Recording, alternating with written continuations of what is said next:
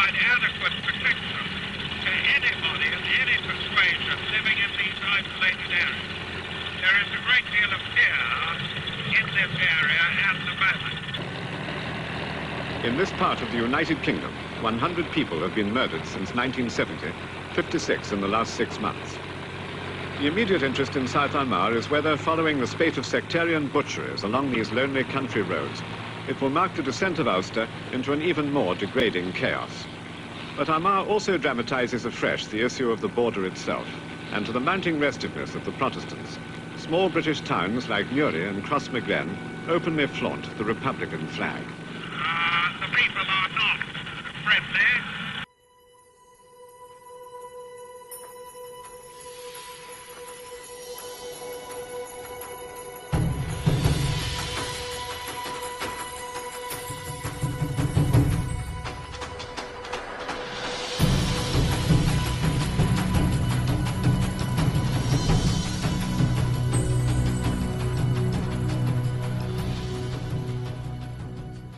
Okay, Dennis, thank you for joining us today. Everyone is aware of who Dennis Hutchings is and what your family and yourself have been put through over the last few years. Can you tell us, go back to the original incident? We can't talk about that incident, of course, because of legal privilege, but can you tell us about the original incident back in 1974 and I suppose subsequently what happened after the incident? Yes, of course, and good morning to you all. Yeah, I was in charge of a patrol based in Gough Barracks in Armagh, and we were out on patrol doing a follow-up incident in the area of Bemberg, and we were looking for people who had escaped from an incident the previous night, again which I was involved in, where I arrested 6 IRA terrorists moving weapons and explosives, and the follow-up exercise was to try and capture the ones or find the ones who had escaped from that incident. Were shots exchanged the night before? Yes, they were. Okay, so was there an active contact that you'd been in the night before? Yeah. Okay. How many had escaped evasion that evening? We think there was 3 or 4. Okay. Yeah. Okay. And having discussed it with my commanding officer at the time, we decided to do the follow-up exercise, which again I was in charge of the patrol, that particular patrol, the incident that took place regarding John Pat Cunningham. And obviously, as you quite rightly said, I can't talk about that particular part of the incident because it's still ongoing through the courts, as we all know, and has been for the last 4 years. 3 years in the courts and a bit of time before that. So what was the outcome at the end of that? So we can't talk about the incident itself. Obviously, you've highlighted the fact there'd been an active contact with an IRA service unit the night before. Members of that terrorist team had escaped evasion. So I would imagine, being ex-military myself, the area was on lockdown and you were pursuing and trying to basically get those people who had evaded your capture. That's correct. So the area was a hot area at the time then? Well, the area was a hot area anyway. Okay. As that part of Armagh was. Okay. As we all know. Okay. And what happened after that was obviously the incident, for which at the time of the incident I was questioned by the police and the RMP, but I'd taken legal advice from a solicitor sent from Lisbon to make no comment statement. Okay, so let's go back to 1974. The incident took place. After the incident, what happened, Dennis? What actions were taken by the RUC at the time and the Royal Military Police after the incident? After the incident, they took statements from all the soldiers involved in the patrol. However, immediately after the incident, there were 2 weapons were taken, mine and one other soldier, Soldier B, and none of the other patrol members' weapons were checked to see whether they'd fired any shots, etc., etc. No statements were taken at that particular time, until the next day. And it was the following day when I was interviewed by the SIB and Special Investigations Branch of the Military Police. So they're the equivalent to the CID Yes. within the civilian police? Yeah. Okay. So you were interviewed by the SIB. Yes. How long did that interview take place for? 15 minutes. 15 minutes, okay. And they asked you everything that happened within that incident Yes. the day before? They All asked right. me to make a statement regarding it. However, having taken legal advice, I'd been advised not to make any statement. Not to make any statements. And that was on the advice of your legal team? Yes. Okay. So that was that. Interview takes place. What happened next, Dennis? What was the chronological order in terms of the other events that took place after that? After that, the tour finished and we went back to Germany.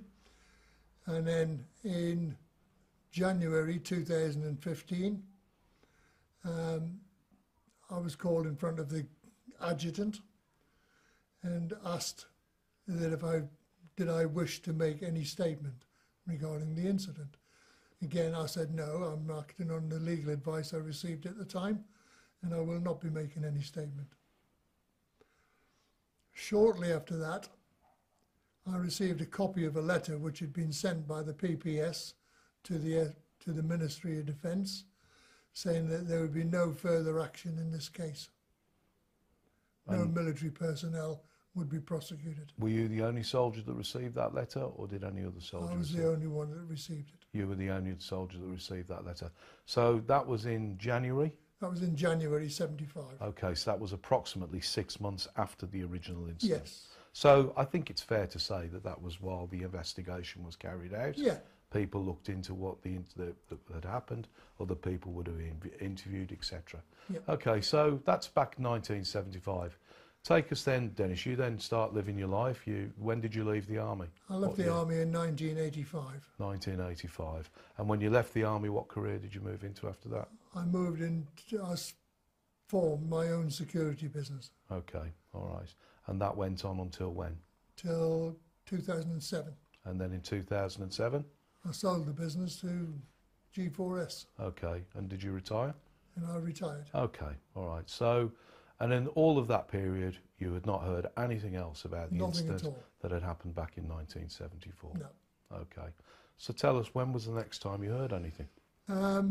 Sometime in 2013, I can't remember the exact time, I got a telephone call back here and they said it was from the HET team, the Historical Examinations team, based in Northern Ireland, and they were re-investigating the incident that took place in June 1974. What was your reaction to that? I was quite astounded, to be quite honest.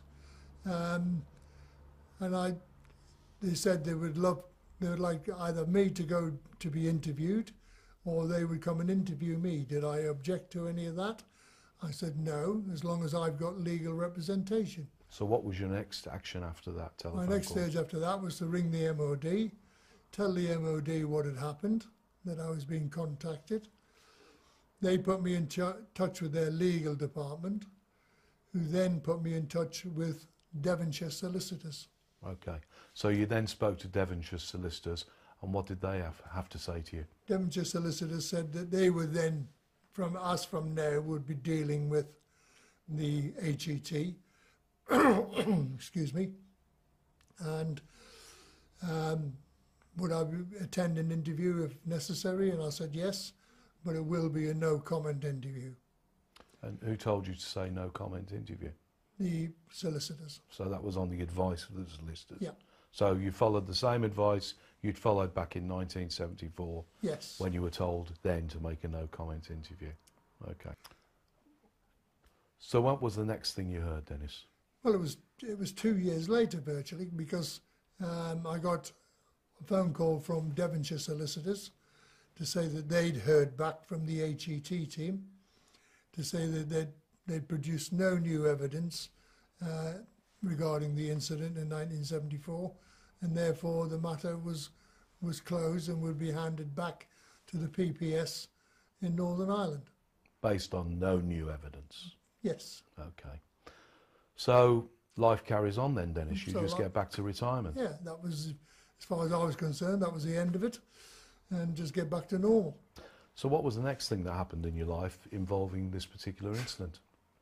Well, the next thing was 6 weeks later, when I had quite a lot of the family staying here, and I was in the kitchen cooking breakfast for them. Can you remember what month and what year that was? It was in April 2015. Right.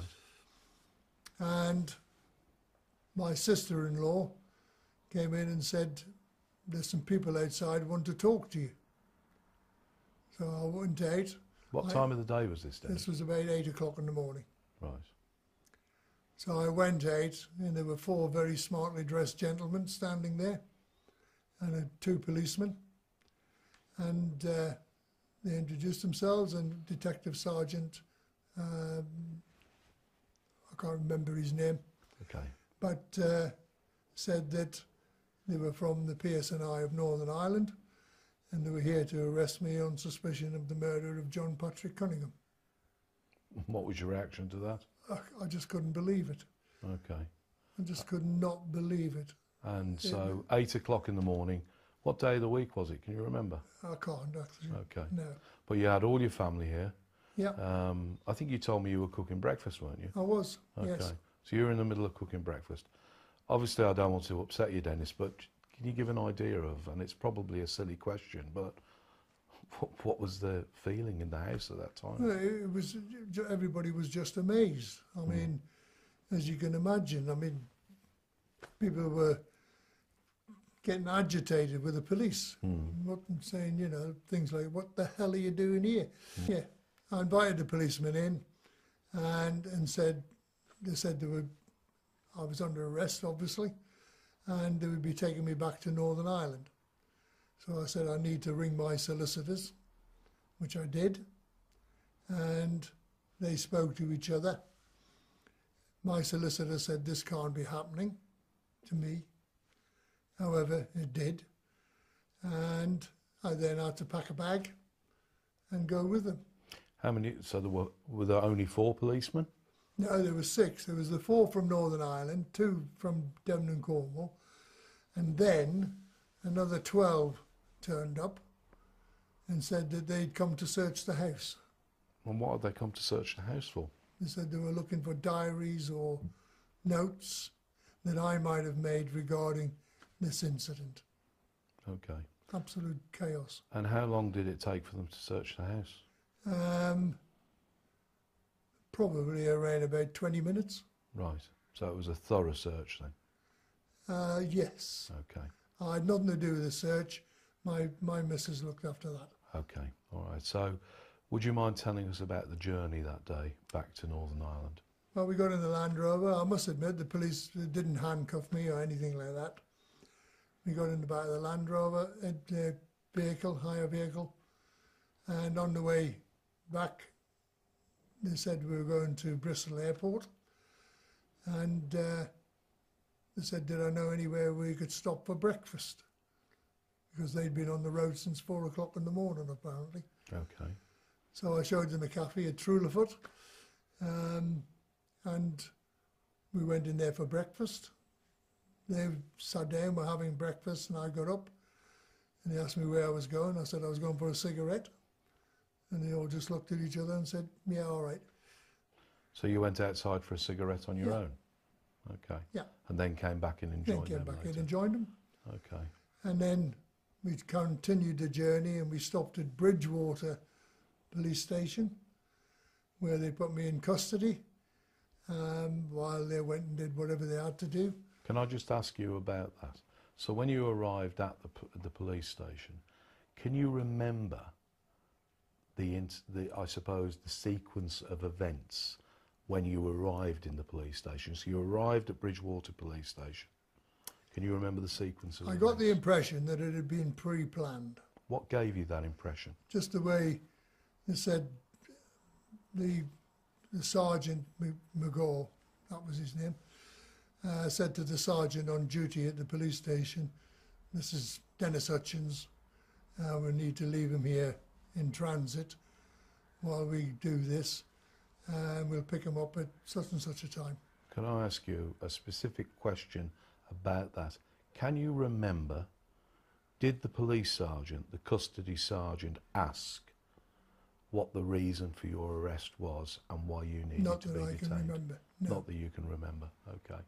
So the next thing you know is you're on your way then presumably by aircraft to Northern Ireland. Yes. From Bristol. Yeah. Okay. And so you arrive in Belfast. Arrive in Belfast and taken to Antrim police station. So was that later that day? You arrested in the It was morning? about 10 o'clock at night. 10 o'clock at night. So you arrested around 8 o'clock in the morning, 10 o'clock at night, you arrive at Antrim police station. Yeah. What happened then, Dennis? I was told, first of all, I was examined by a doctor. Then I was told that I was obviously going into custody. The usual, I suppose, questions. I can't remember what the hell they were, to be quite honest. And did I want anything to eat? The usual things. Were you given an opportunity to speak to your wife or family? No, No. Okay, so the last time you'd spoken to your wife was here. was here that morning. Yeah, All right, so she's obviously back in the house here, yeah. worried to death about Of course what's I will, going on. yeah. Okay, as well as the rest of your family, children and Yeah. extended family.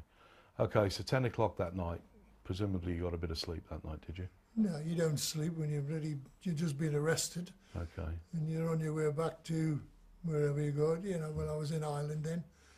Were you thinking about what the hell's going on? Was that your first time back in Northern Ireland since you'd served there? No, it wasn't. No, Okay, all right. I actually opened an office there. All right, okay. So you were in the cell, obviously lots going through your mind, etc.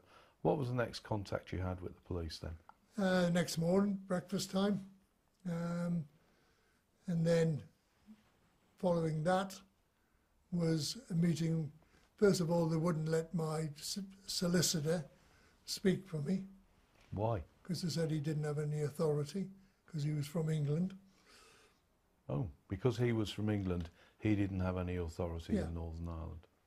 Okay. Yeah. So they had to get somebody from a firm of solicitors in Belfast. A duty solicitor. Or I was don't that know. solicitor No, I think it was appointed? my solicitor. I had to find a solicitor's firm in Belfast to get somebody to come and represent me at the police station. So the solicitor who was familiar with your case wasn't actually allowed to represent you on the day? No, Okay. And the solicitor who was appointed on behalf of your solicitor was there to represent you Yes. on the day? Okay. Can you remember now roughly what time you would have been interviewed at? I think the first interview was somewhere around about 9 o'clock. 9 o'clock in the morning? 9 o'clock in the morning, yeah. Okay. This is the following day after the arrest? Yeah, this is So- on, it was a Tuesday, that was the Wednesday. Okay, so at this stage you've been in police custody for 24 hours? Virtually, yeah. Yeah, okay. And how long did that interview last, can you remember? 45 minutes. Okay, all right. We can't go into the line of questioning, but would you describe it as aggressive, or how would you describe... Very or aggressive. Was it aggressive? Yeah. Yeah, in what way? They kept making points like, well, he says this and so says that. You know, what's your answer? You know, and How many officers were present? 2. 2, okay. Plus, it was linked to upstairs, Okay, how do you know it was linked to as upstairs? he told me. Oh, he told you that? Yeah, Okay. And what was the purpose of him telling you that?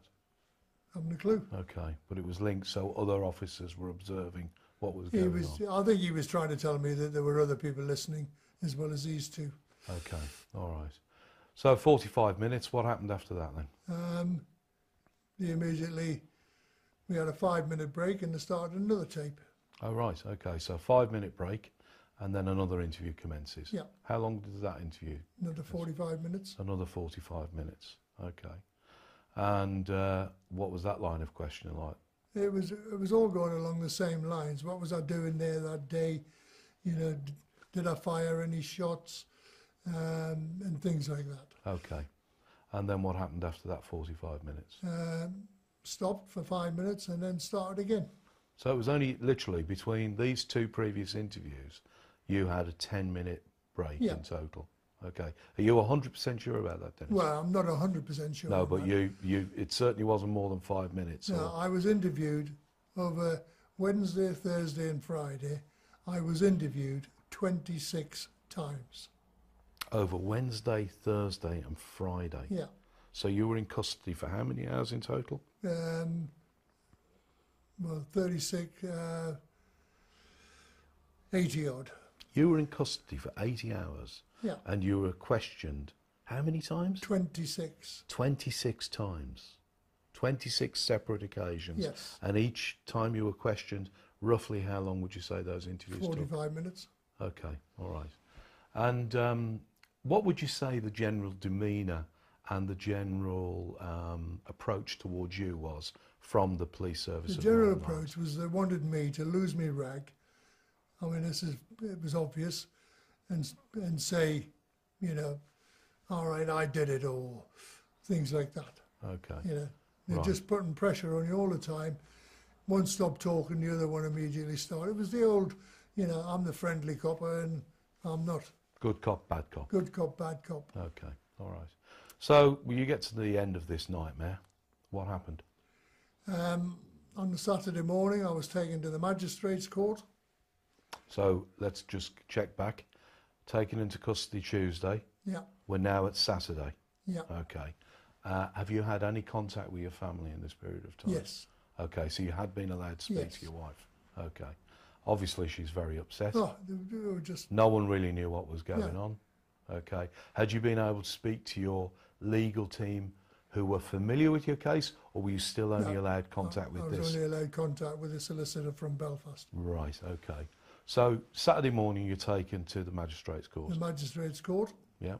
and on the Friday night, at the end of the interviews, Okay. which was late, about 9 o'clock, 9 o'clock on the Friday yeah, evening. somewhere around there, Okay.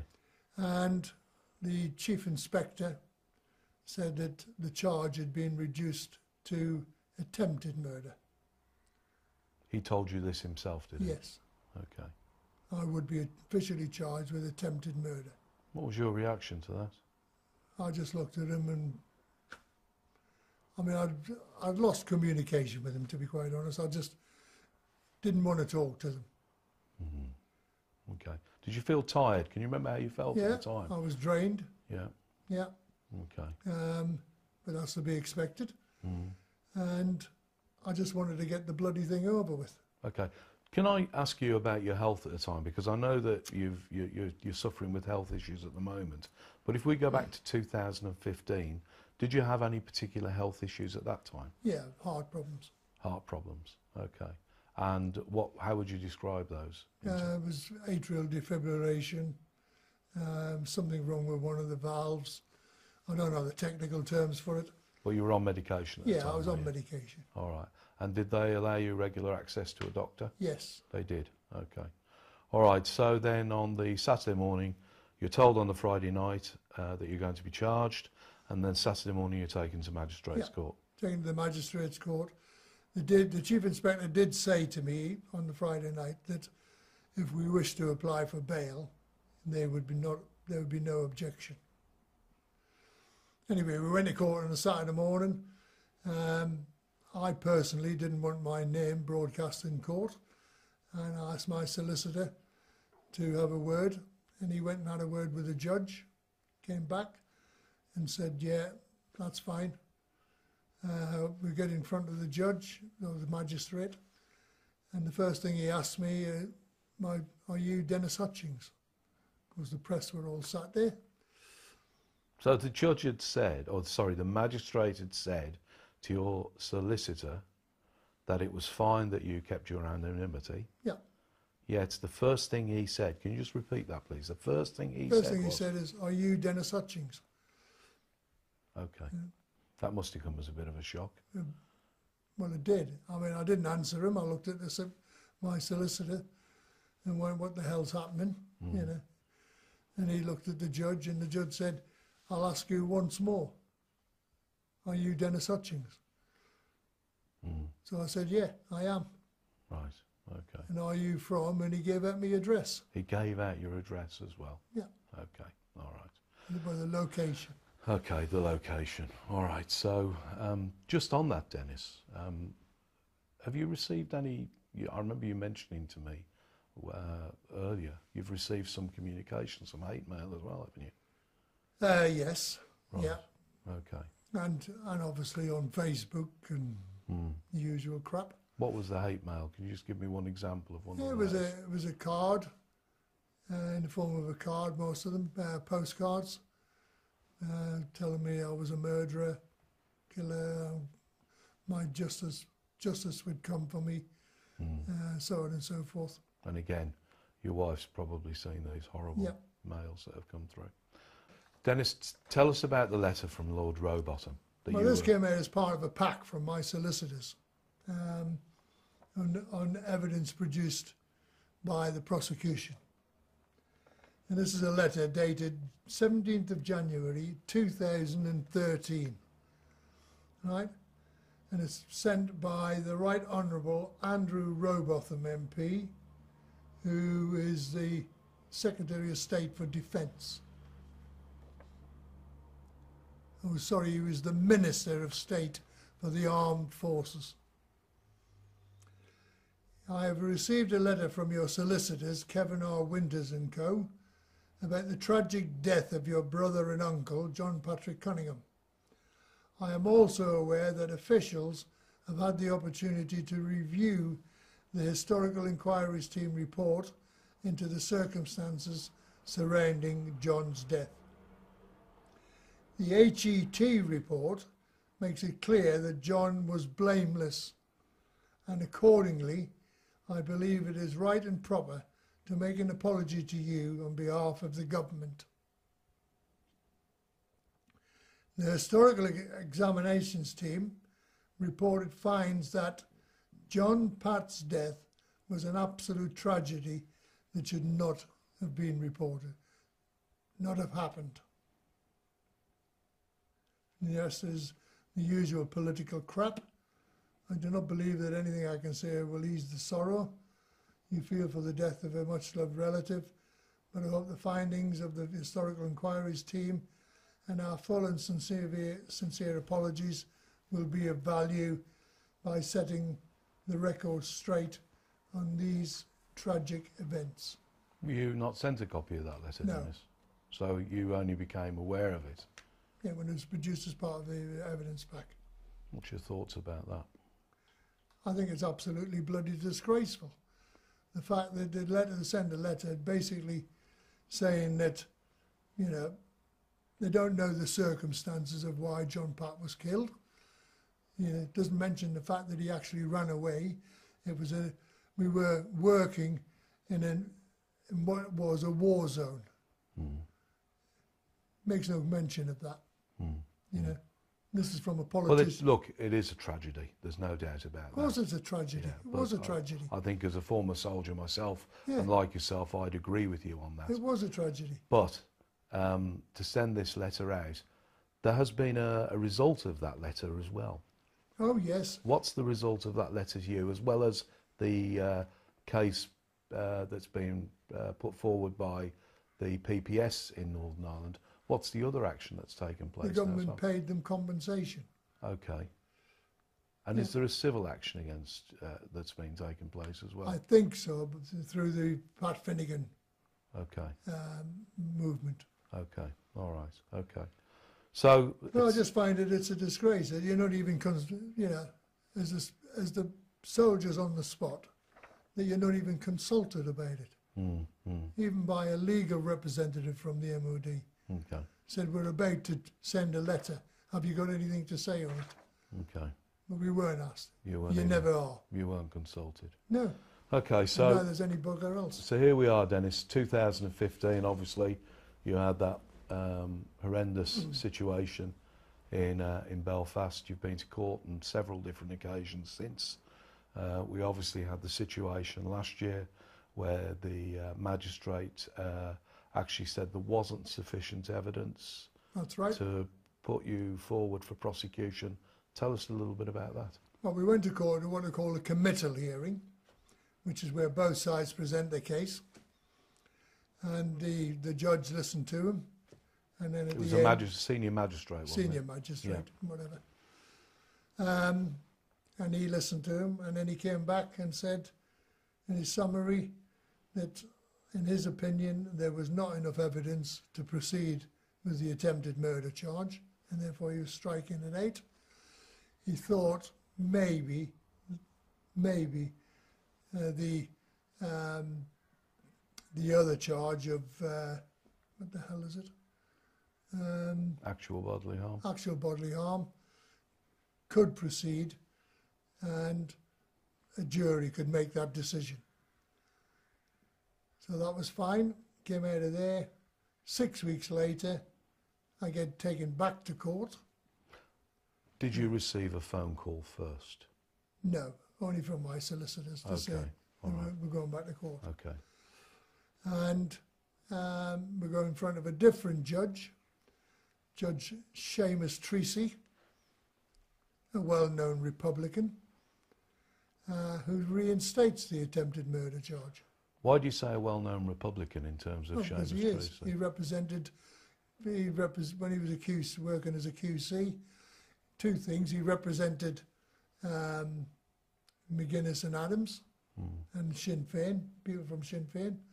And he also refused to swear an oath of allegiance to the Queen. When did he refuse to swear? When he was asked to take his oath. Oh, when he was called to the bar. When he was called to the bar. Okay, what was his reason for that? His reason was that he was a Republican. Oh, right, okay. But he's the judge who committed you to trial. Yeah. So he's viewed as being impartial. I would say he's very impartial. Right. Okay.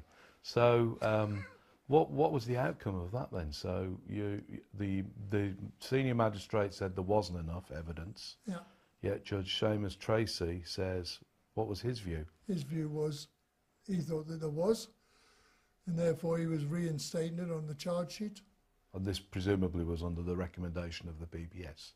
Yes. Yeah. Okay. So the PPS weren't happy with the fact that the magistrate had dropped the charge, so they decided what they would do is then go to another judge to reinstate the charge.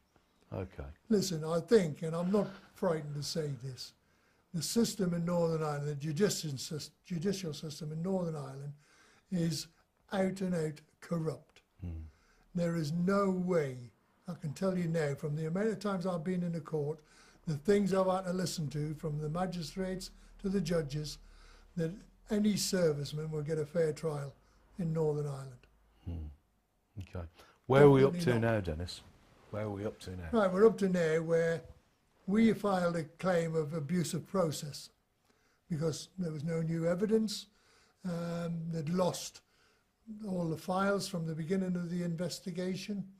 They'd lost the weapons, lost the ammunition, everything. And you had a letter from the then... And I wrote a letter. You know, my letter was very one similar to the one that Tony Blair gave to all the IRA. Okay. Saying there'll be no further action except mine doesn't count. Of course, but John Downey's, when he went into court with his letter of comfort, his was recognised as being legitimate. The judge said, right, that it was an abusive process. John Downey's case was an abusive process because he had that letter. Of course, yes, that's right. I remember that now. Yeah, and dismissed the charge. But your My letter doesn't count. Why doesn't your letter count? Because I'm a soldier. I'm English.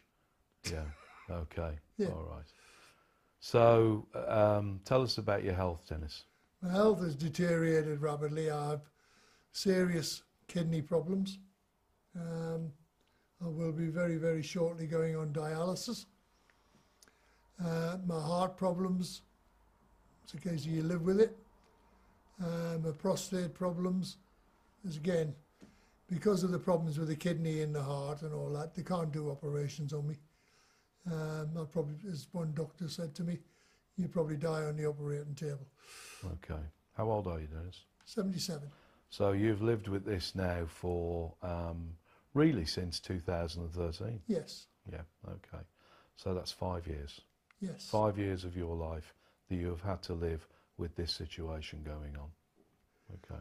What would your message be to the government of this country? The government is a shambles, quite honest, regarding this particular matter, these matters. There should be a statute of limitations, no doubt about it. How can, after 44 years, 40 odd years, first of all, my witnesses who were at the incident with me that day are dead. I have no witnesses. So I can't use anybody witnesses to defend me. This is the same in many, many cases. When you're going, when they're now talking about the Ballymurphy and the Loughall, and most of the service personnel, a lot of the service personnel, their witnesses will probably not exist anymore, or have seriously, medical-wise, degenerated. And you can't bloody drag cases like this through the courts 40 odd years later. It's absolute ridiculous. There should be a statute of limitations. Well, I'm not saying that we want excluding from the law. We don't. We went to Northern Ireland to help the police there uphold the law. We didn't go there to kill people. We went there to stop them killing each other, the two sides. And gradually, as the tours went on, it became a war. Forget the word troubles. Politicians use the word troubles because it's much better for them than to say war. The last thing they want was to talk about a civil war in the United Kingdom.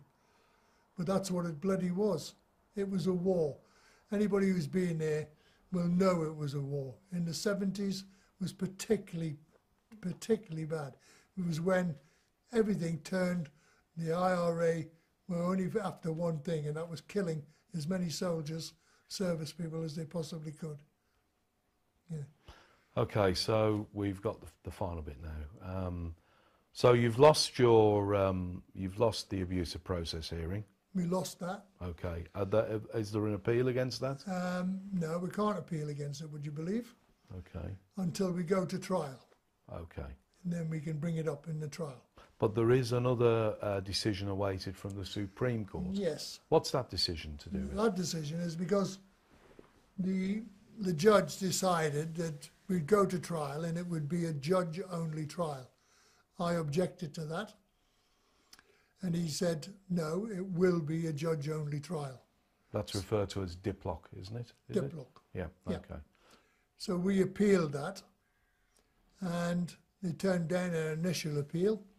So we've taken the appeal to the Supreme Court, and we're waiting for a decision from the Supreme Court. And have you any idea how long that might take? Hopefully we might get a decision this month. This month, okay. Yeah. And as we all know, this thing now has got nothing to do with the law. This is purely political. The whole case. You can see that. My solicitors say that. The barristers say that. Everybody says that. It is political. And it's our government terrified of upsetting Sinn Féin. And I'm convinced, I haven't seen it, but I'm convinced that there's something in that Stormont Agreement of 2014, which is a follow-up to Tony Blair's Good Friday Agreement, that makes it difficult for the government to object to anything that's happening. That's why no action has been taken. That's why they keep avoiding the bloody subject, despite our parades and all that. They keep avoiding it. It's only now, in the last 6 months, that the press have really taken hold of it and started to do something about it. Okay. Right. On the fact that the families of the Blues and Royals murdered at Hyde Park have had to apply for legal aid and been refused on numerous occasions. It is an absolute disgrace. Not one, and I mean, I don't think there's any service families who have taken cases and said, I want to know what happened to my son, father, uncle, who were killed in Northern Ireland by the terrorists. Where's the legal firms taking those cases on for the soldiers or the families? Don't exist. even on a no-win, no-fee situation. Where do they get legal aid? Very, very rarely. Or crowdfunding. Or crowdfunding. Let's talk And about... yet, you can guarantee that I bet there is not one case that has been brought up in Northern Ireland where it's coming against the service people that doesn't get legal aid. I'll bet there is none.